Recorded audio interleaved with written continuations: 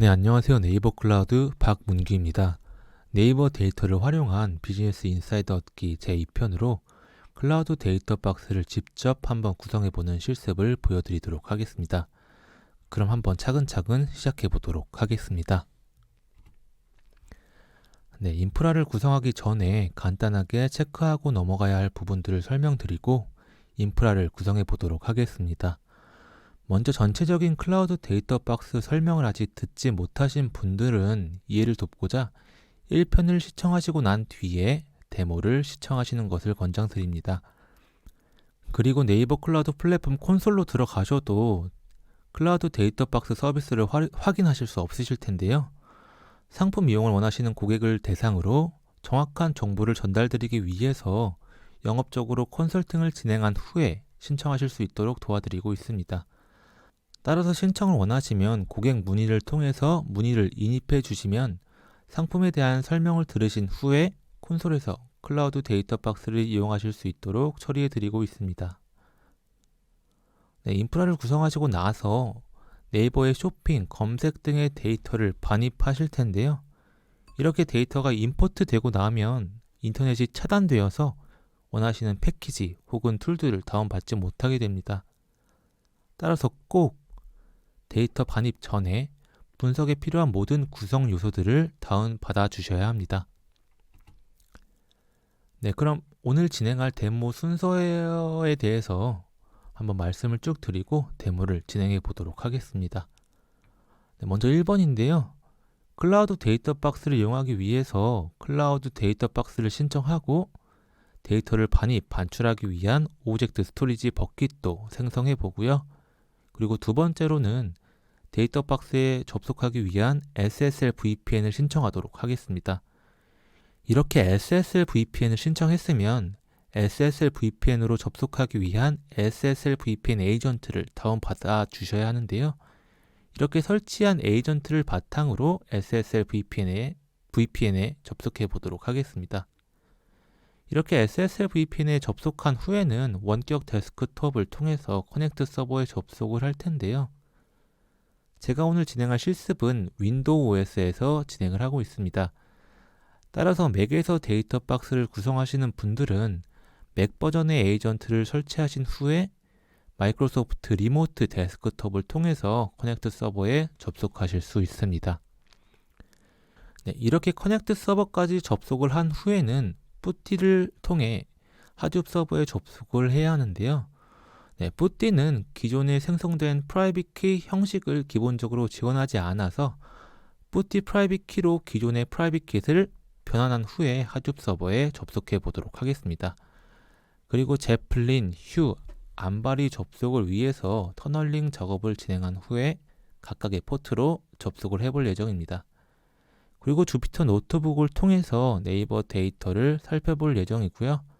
마지막으로는 이러한 데이터를 반입하고 반출하는 방법에 대해서도 살펴본 후에 이번 데모를 종료하도록 하겠습니다.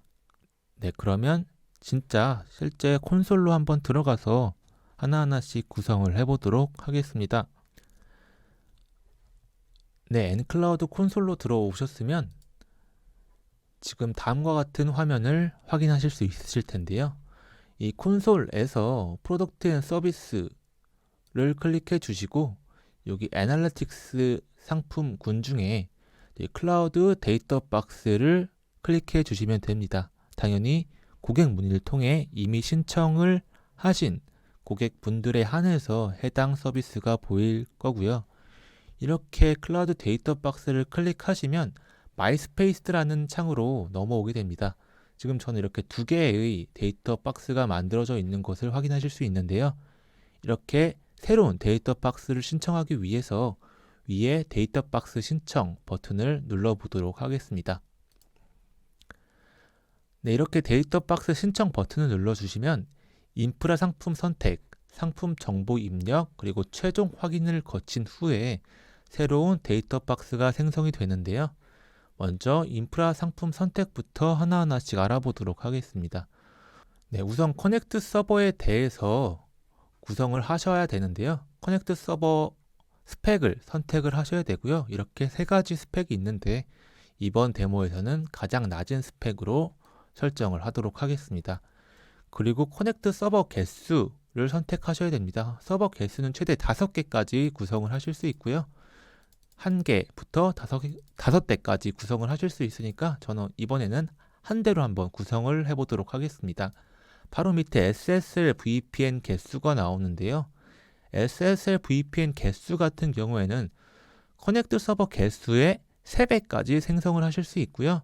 3배를 넘어가게 되면 SSL VPN은 커넥트 서버 수량의 3배까지만 신청하실 수 있습니다 라는 알라트 창이 뜨게 됩니다.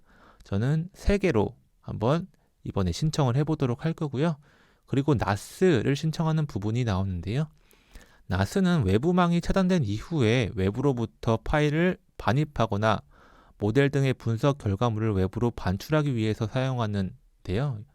NAS 같은 경우에는 NAS W 1, 2, 3, 4 이런 식으로 시청하신 NAS의 개수에 맞게 NAS가 생성되게 될 겁니다. 기본 볼륨은 용량 같은 경우에는 500기가에서 10,000기가까지이고요. 100기가 단위로 신청을 하실 수 있습니다. 저는 500기가 하나만 한번 추가를 해보도록 하겠습니다. 여기 플러스 추가 버튼을 눌러주시면 NAS가 이렇게 추가가 되고요. 이렇게 NAS까지 추가하셨으면 하둡 클러스터에 대해서 한번 구성을 해보도록 하겠습니다. 하둡 클러스터는 엣지 노드, 마스터 노드, 작업자 노드를 설정을 해주셔야 되는데요. 엣지 노드에 대해서 원하시는 스펙을 선택하실 수 있고요. 저는 가장 낮은 스펙으로 데모를 진행할 예정이고 엣지 노드의 개수는 1개로 고정이 되어 있습니다. 그리고 마스터 노드 같은 경우에도 엣지 노드와 동일하게 스펙을 선택해 주셔야 하고요. 마스터 노드 개수는 고가용성을 지원하기 위해서 2대의 마스터 노드가 생성되며 변경은 불가합니다. 그리고 마지막으로 작업자 노드를 선택을 해 주셔야 합니다. 작업자 노드도 마찬가지로 원하시는 스펙을 선택을 해 주실 수 있고요. 이렇게 스펙을 선택하시고 나서 작업자 노드 같은 경우에는 5대에서 8대까지 신청을 하실 수 있어서 원하시는 노드 개수를 알맞게 선택을 해주시면 됩니다. 저는 5대로 설정을 해보도록 하겠습니다. 이렇게 하둡 클러스터까지 구성을 하셨으면 텐서플로우 서버를 선택하셔야 합니다. 텐서플로우 서버 같은 경우에는 최소 1대 이상의 텐서플로우 서버 생성이 필요하고요. CPU 서버 같은 경우에는 4대, 그리고 GPU 서버 같은 경우에는 최대 2대까지 선택하셔서 사용을 하실 수 있습니다. 그럼 저는 CPU 1대, GPU 1대로 한번 구성을 해보도록 하겠습니다. CPU 중에서 가장 작은 스펙을 가진 텐서플로우 서버를 1대 추가를 해 놓고요.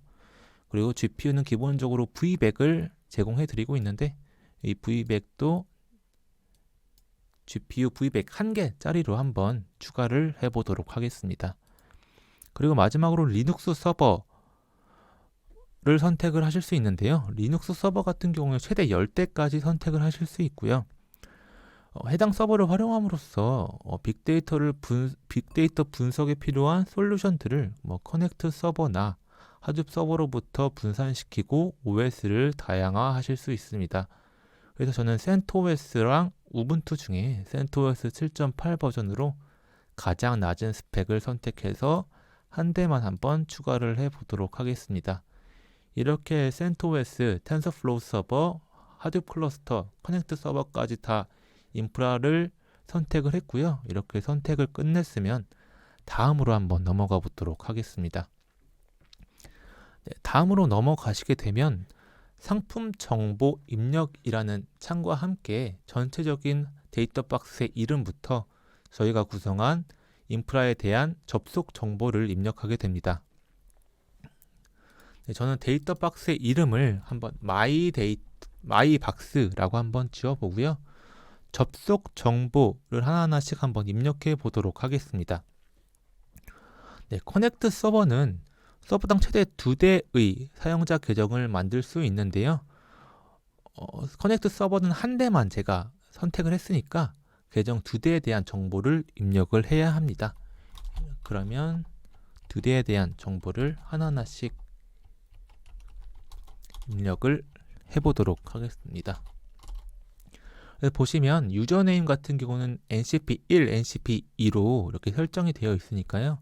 원하시는 비밀번호만 지금 아래와 옆에 이제 보시는 것처럼 설정을 해주시면 되고요.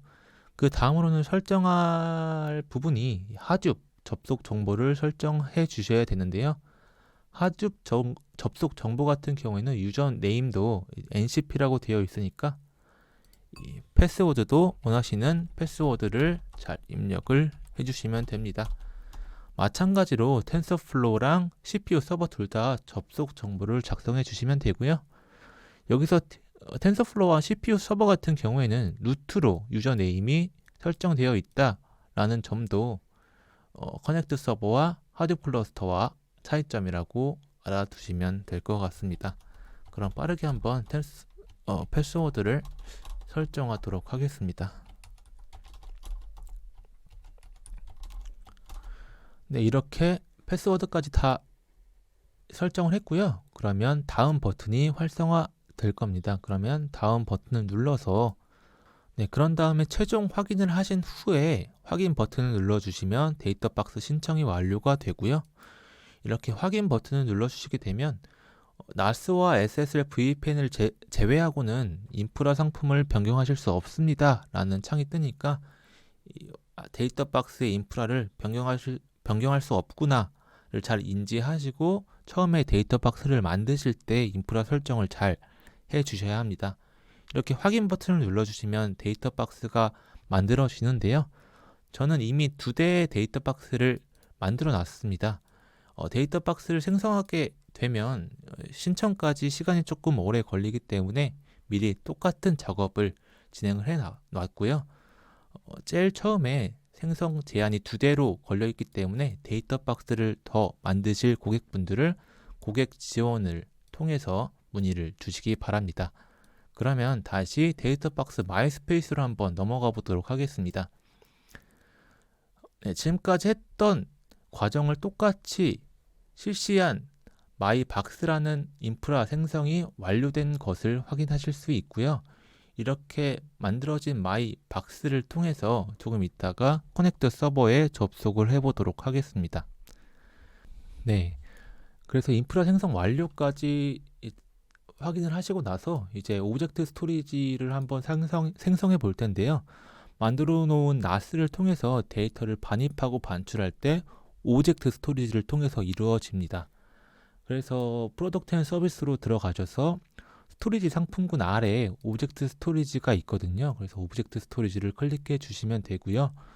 저는 이미 버킷들을 몇 개 쓰고 있어서 바로 버킷 매니지먼트로 들어올 텐데 오브젝트 스토리지를 한 번도 사용하시지 않으신 분들은 여기 서브스크립션으로 들어가셔서 상품 이용을 클릭을 해 주셔야 합니다. 여기 상품 이용 중을 확인해 주시고 버킷 매니지먼트로 들어오시면 손쉽게 버킷을 생성하실 수 있는 버튼이 보이고요. 버킷, 원하시는 버킷 이름을 적으신 후에 저는 데이터 박스 마이박스라고 한번 적어 보도록 하겠습니다. 그리고 파일 폴더 리스트에 대해서 공개를 하시고 다른 등록된 네이버 클라우드 플랫폼의 계정과 공유하시려면 계정 설정을 하시면 되겠지만 저는 따로 이러한 설정은 하지 않고 또 잠금 관리도 따로 하지 않고 최종적으로 한번 버킷을 만들어 보도록 하겠습니다. 네, 이런 식으로 버킷을 쉽게 만들어 놓았고요. 이렇게 버킷을 만들어 놓았으면 다시 저희 데이터 박스로 이동해 보도록 하겠습니다. 데이터 박스 마이스페이스로 누르면 데이터 박스로 잘 이동이 됐고요. 네, 마이스페이스로 들어오게 되면 만들어 놓은 데이터 박스의 서버 상세 정보를 보기 위해서 여기 아래 부분에 서버 상세 정보 보기 버튼이 있는데요. 해당 버튼을 클릭하시면 각각의 데이터 박스에 대해서 조금 더 상세한 정보들을 확인하실 수 있습니다. 네, 보시면 SSL VPN 수량 변경 부분이 있고요. SSL VPN 사용자 설정 부분이 있습니다. 수량 변경 부분을 한번 클릭해 보시면 가장 처음에 저희가 세대라고 SSL VPN을 설정하였지만 한 대에서 세대까지 최대 커넥트 서버 수량의 3배까지 설정을 바꾸실 수 있고요. 그리고 SSL VPN에 접속하기 위해서 어떠한 사용자가 SSL VPN에 접속할 건지에 대한 설정을 해당 버튼을 통해서 하실 수 있습니다. 그럼 등록 가능한 사용자 수가 3대라고 뜨고요. 저희는 SSL VPN에 접속을 할 거기 때문에 저희 유저와 패스워드 그리고 이메일, SMS를 통해서 사용자를 추가해 보도록 하겠습니다.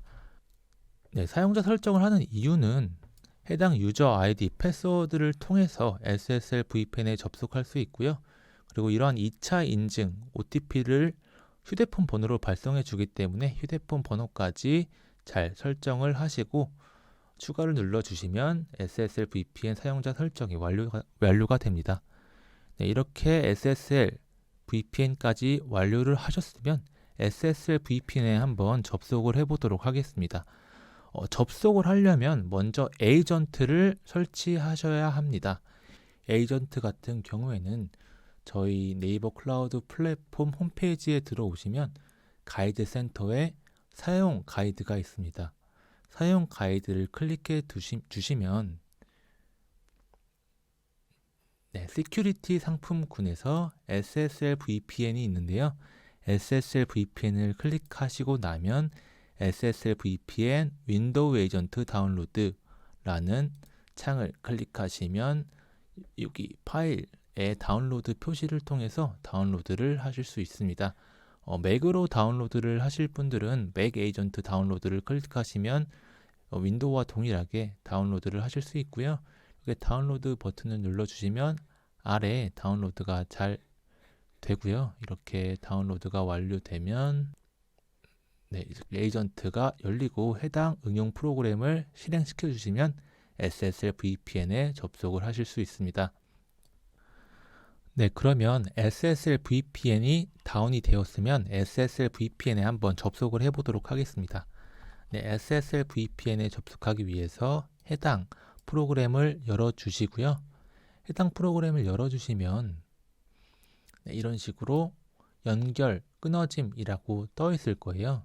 그래서 서버 변경을 눌러주시고 저희 서버로 접속하기 위해서 해당 URL을 선택을 해주셔야 됩니다. 해당 URL 같은 경우에는 여기 SSL VPN 사용자 가이드에도 다 적혀 있으니까요. 해당 URL을 잘 적으셔서 복사하셔서 SSL VPN에 붙여 넣기를 해주시면 되고요. 붙여 넣으신 후에는 연결 버튼을 눌러주시면 연결에 필요한 로그인을 하는 창이 나오는데요. 저희가 아까 SSL VPN 사용자 설정 부분에서 유저 네임과 패스워드 부분을 입력을 하였잖아요. 해당 아이디와 패스워드를 입력을 해주시면 됩니다. 저도 한번 입력을 해보겠습니다. 그러면 로그온이 잘 돼서 OTP 넘버를 쓰라고 나오고요. OTP 넘버 같은 경우에는 제 핸드폰으로 OTP 넘버가 오게 됩니다. 지금 딱 제 핸드폰으로 OTP 넘버가 넘어와서 제 핸드폰으로 온 OTP 번호를 적어 보도록 하겠습니다. OTP 번호까지 누르시고 로그온 버튼을 눌러주시게 되면 SSL VPN에 정상적으로 들어오시게 될 거고요. 예, 어떠한 창이 떠도 창에 대해서 확인 버튼을 눌러주시고 나면 SSL VPN에 정상적으로 접속을 하실 수 있습니다. 네, 이렇게 SSL VPN에 연결된 것을 확인하셨으면 원격 데스크톱에 접속을 하셔야 됩니다. 원격 데스크톱에 접속을 하기 위해서는 프로그램 중에 원격 데스크톱 연결이라는 프로그램을 여시면 되고요. 이렇게 여시면 원격 데스크톱 연결이라는 창을 확인하실 수 있습니다. 이렇게 원격 데스크톱 연결이라는 창을 확인하셨으면 IP와 그리고 유저네임을 적어 주셔야 하는데요. IP 같은 경우에는 커넥트 서버에 IP를 적어 주시면 되고요. 유저네임은 NCP1로 적어 주도록 하겠습니다. 두 개까지 접속이 가능하니까 NCP1로 혹은 NCP2로 적어 주셔도 상관이 없고요. 해당 패스워드는 저희가 아까 인프라를 만들 때 설정하신 패스워드로 저희 커넥트 서버에 접속을 하시면 됩니다. 그래서 해당 IP로 사용자 이름 NCP1로 연결을 눌러보도록 하겠습니다. 네, 연결을 누르면 해당 패스워드를 칠하는 창이 나오고요. 제가 아까 입력해 놓은 패스워드를 쳐서 확인 버튼을 누르면 원격 데스크톱에 잘 연결되는 것을 확인하실 수 있습니다. 네, 이렇게 원격 데스크톱을 통해서 커넥트 서버까지 접속을 하셨으면 SSH를 활용해서 하둡 엣지 노드에 접속을 할 수 있는데요. 네, PuTTY를 통해서 하둡 클러스터에 접근해 보도록 하겠습니다. 바탕화면에 보시면 데이터 박스라는 프라이빗 키를 확인하실 수 있는데요. 우선 해당 프라이빗 키는 PuTTY에서 활용할 수 없기 때문에 PuTTY겐을 통해서 PuTTY 프라이빗 키를 생성해 보도록 하겠습니다. 네, 여기서 크게 창을 하고요. PuTTY 겐. 그래서 제너레이트 버튼을 눌러 주시고 해당 키가 잘 실행되도록 눌러주신 다음에 여기 로드 버튼이 있어요. 로드 버튼을 통해서 저희 이 데이터 박스가 팸키가 선택이 되도록 잘 설정을 해 주시고요. 이렇게 설정이 되고 나면 세이브 프라이빗 키 버튼을 눌러서 프라이빗 키를 저장하도록 하겠습니다.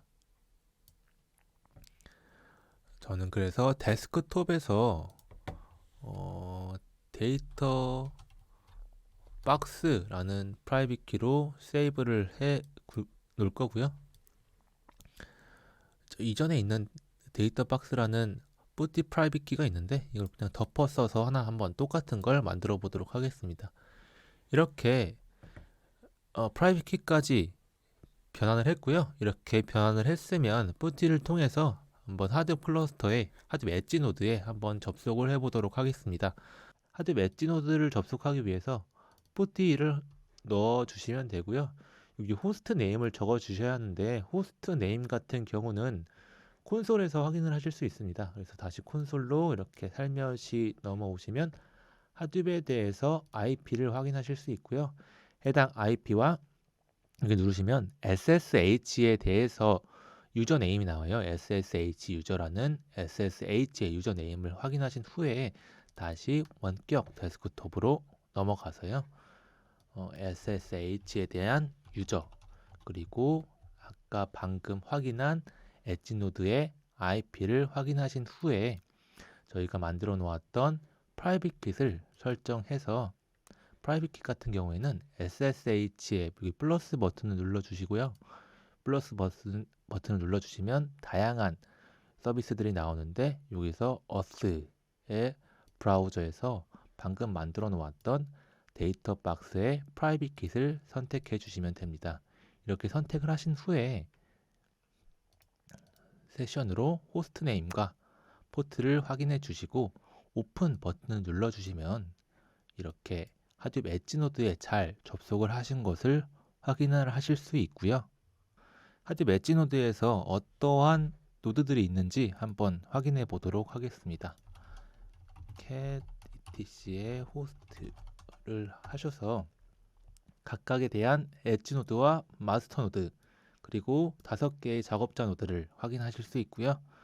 노드를 변경하시려면 SSH가 저희 그 유저 네임이니까 해당 유저 네임과 그리고 원하시는 마스터 노드로 가고 싶다. 마스터 001에 대해서 탭을 눌러주시면 자동 완성이 되니까요. 탭을 눌러주시면 지금 마스터 노드로 SSH로 온 것을 확인하실 수 있고요. 다시 exit을 눌러주셔서 엣지 노드로 이동을 하실 수도 있습니다. 그래서 하둡 데이터 저장소도 한번 확인을 해보면 저희가 인프라를 만들 때 NAS 500기가로 하나를 만들어 놨잖아요. 그래서 500기가가 할당된 NAS W2라는 이름의 NAS가 생성되어 있는 것을 확인하실 수도 있었습니다. 이렇게 NAS까지도 확인을 해봤고요. 데이터를 지금은 신청하기 전이라서 따로 네이버 쇼핑이나 검색 데이터를 확인하실 수는 없는데요. 샘플 데이터에 대해서 HDFS로 한번 확인을 해보도록 하겠습니다. HF, DSF 그리고 LS로 유저 ncp의 샘플로 가시면 서치와 쇼핑에 대해서 샘플 데이터가 잘 있는 것을 확인하실 수 있고요. 이렇게 확인을 하셨으면 이제 안바리, 제플린, 휴 각각에 대해서 한번 접속을 해보도록 하겠습니다. 각각의 서비스를 접속하려면 터널링 작업이 우선적으로 되어야 하는데요. 터널링 작업을 위해서 뿌티를 다시 들어가 보도록 하겠습니다. 네, 터널링 작업을 위해서 뿌티로 접속을 하였는데요. 뿌티를 접속을 하셨으면 아까와 마찬가지로 SSH 유저 그리고 IP죠.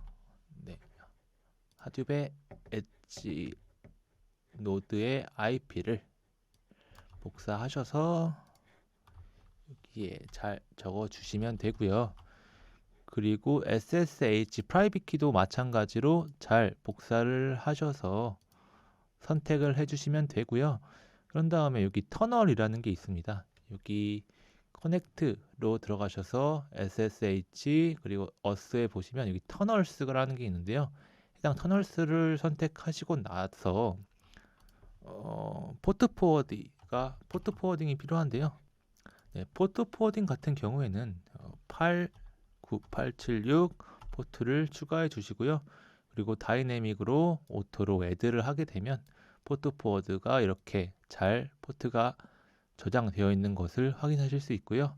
해당 포트와 그리고 저희가 브라우저로 통해서 프라이빗 키를 선택한 것 그리고 세션을 통해서 저희가 IP도 다 설정을 해놨으니까요. 이러한 설정을 터널이라는 세션을 통해서 세이브를 하실 수 있고요. 이렇게 세이브를 하셨으면 이렇게 로드를 하신 후에 오픈을 하시면 잘 들어가지는 것을 확인하실 수 있습니다. 이렇게 터널링을 진행하셨으면 크롬 터널을 바탕화면에서 확인을 하실 수 있으실 거예요. 그래서 크롬 터널을 클릭을 해줍니다.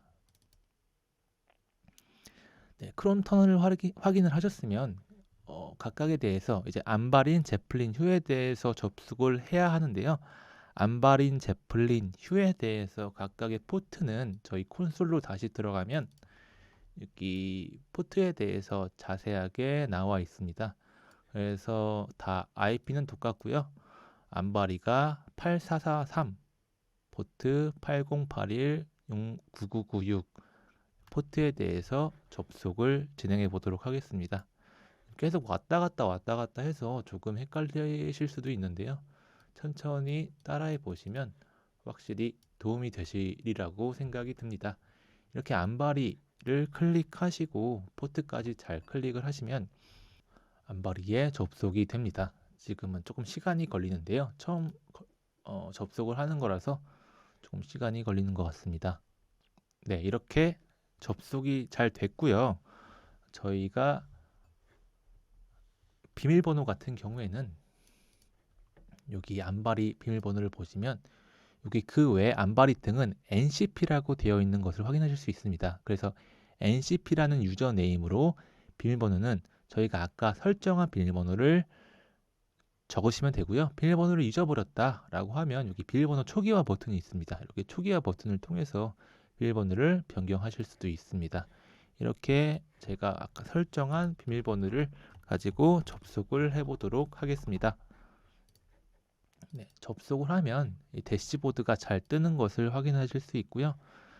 네, 안바리까지 들어오셨으면요. 네, 상단 우측에 클러스터 이름을 확인하실 수 있고요. 대시보드를 통해서 전체 클러스터를 확인을 하실 수도 있습니다. 그리고 각각의 서비스에 대한 정보 및 구성 설정이 가능한데요. HDFS로 들어가 보시면 HDFS의 블록 개수부터 데이터 노드, 네임 노드의 전반적인 정보들도 확인을 하실 수 있고요. 그리고 클러스터 노드에 대한 정보 및 구성 설정을 호스트를 통해서도 확인을 하실 수 있습니다. 그리고 클러스터의 경고 및 알람을 알라트로 통해서 확인을 하실 수도 있고요. 그리고 클러스터 설치된 소프트웨어 스택, 서비스, 계정 정보, 커버로스 보안 설정 등을 여기 클러스터 어드민을 통해서 다 설정을 추가하시거나 확인을 하실 수 있습니다. 이렇게 안바리까지 한번 살펴봤고요. 이렇게 안바리를 살펴봤으면 그 다음으로는 제플린에 대해서 한번 살펴보도록 하겠습니다. 제플린의 포트는 9996이라고 말씀을 드렸고요. 그럼 9996 포트를 활용해서 여기 제플린에서 한번 들어가 보도록 하겠습니다. 제플린에 들어오시면 로그인 버튼이 보이고요. 로그인을 클릭하시면 저희가 설정해 놓았던 패스워드를 가지고 접근을 하시면 됩니다. 이렇게 접근까지 되셨으면요, 한번 같이 간단하게 데이터가 뭐가 있는지 한번 볼까요? 여기 노트북을 클릭하신 다음에 Create New Notebook을 클릭해 주시고요. 저는 데모라는 이름으로 노트북 이름을 정해서 한번 Create 해보도록 하겠습니다. 이렇게 데모를 열면 여기 제플린 노트북이 잘 열리고요.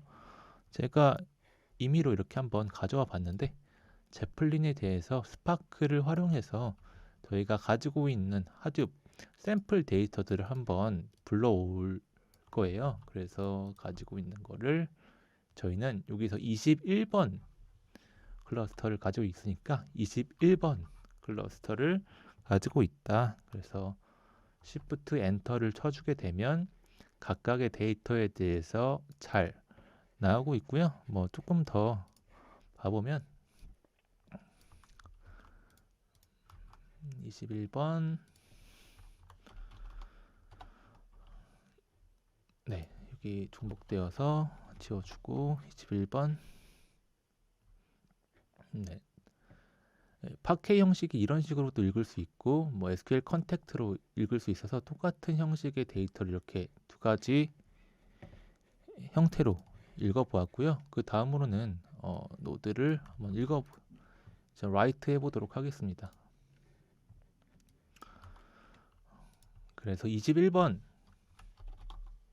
클릭 데이터를 JSON 형식으로 테스트라는 이름으로 라이트 해라, 테스트 데모라는 이름으로 라이트 해라 라고 한번 해보도록 하겠습니다. 그래서 클릭을 눌러주게 되면 잡이 실행이 돼서 러닝이 되고 있는 것을 확인하실 수 있고요. 이렇게 시간이 조금 걸릴 텐데요. 시간이 지나고 나면 테스트 데모라는 JSON 파일이 잘 저장된 것을 확인하실 수 있으실 겁니다. 네, 이렇게 잡이 끝나는 것까지 확인을 했고요. 이렇게 잡이 끝나는 것까지 확인을 하셨으면 저희가 한번 엣지노드를 통해서 HDFS에서 그 테스트 데모라는 JSON 형식의 파일이 잘 올라가 있는지 한번 간단하게 HDFS, DIFS, LS를 통해서 테스트 JSON을 보시면 테스트 JSON, JSON이 아니고 데모죠. 네, 데모를 보시면 네, 데모가 이렇게 세 개로 나눠져서 세 개로 블럭 형태로 잘 저장이 되어 있는 것을 확인을 하실 수 있습니다. 이렇게 제플린까지 간단하게 한번 알아봤고요. 이렇게 제플린까지 터널링을 통해서 제플린 안바린 휴를 접속할 수 있다라고 알려드리기 위해서 간단하게 한번 준비를 해 본 거고요. 마지막으로는 휴도 한번 접속을 해 보도록 하겠습니다. 휴는 8081 포트를 통해서 접속을 해 주셔야 하고요. 8081 포트를 통해서 휴에 접속을 하시면 됩니다. 똑같이 아이디와 패스워드를 잘 적어 주시면 휴에도 접속이 될 거고요. 이렇게 휴에 접속이 되셨으면 쿼리를 활용해서 이런 식으로 데이터를 한번 시각화 하실 수 있는데요.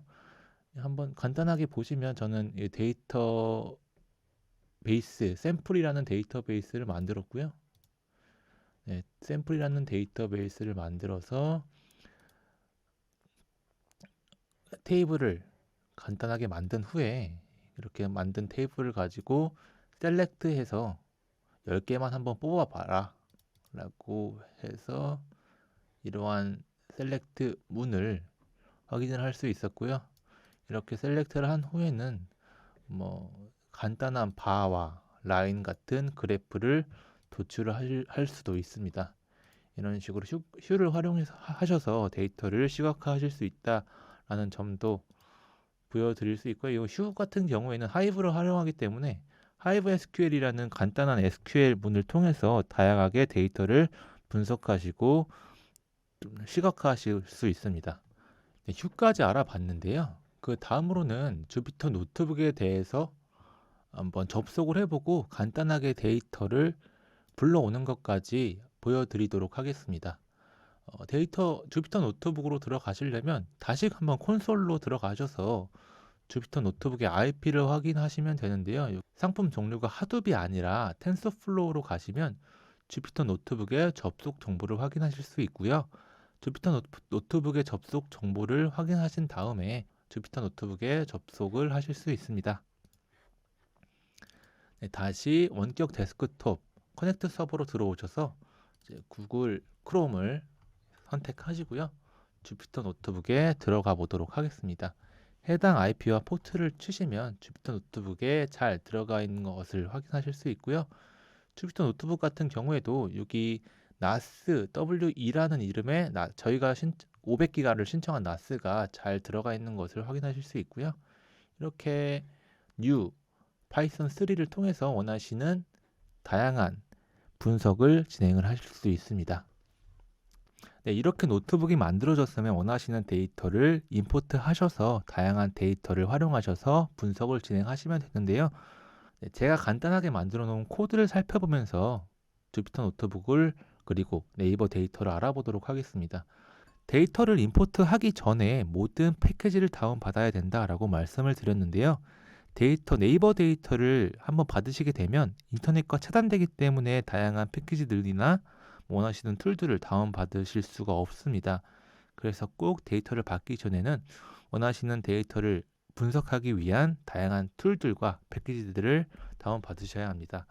그래서 저 같은 경우에도 간단하게 PIP를 업데이트 했고요. 그리고 파케 형식의 데이터를 처리하기 위해서 파이에로라는 패키지를 PIP 인스톨을 통해서 다운을 받았습니다. 그리고 저는 유럴 프롬펫이라고 해서 프롬펫으로 다양한 시계열 예측을 한번 해볼까라는 생각이 들어서 유럴 프롬펫이라는 패키지도 다운을 받아봤고요. 그런 다음에 패키지를 다 다운을 받으셨으면 원하시는 데이터 분석을 하면 될 텐데요. 네, 그래서 간단하게 한번 설명을 드리면 저는 매프롤립을 통해서 데이터를 필터링한 후에 간단하게 시각화를 하려고 했는데요. 한글이 깨짐을 방지하기 위해서 폰트를 한번 확인을 해봤고요. 이렇게 나눔 고딕 코딩이라는 폰트 두 개가 있었습니다. 그래서 폰트 패스 값에 저장을 해 놨고요. 이렇게 저장을 한 후에는 다양한 패키지들을 임포트했습니다.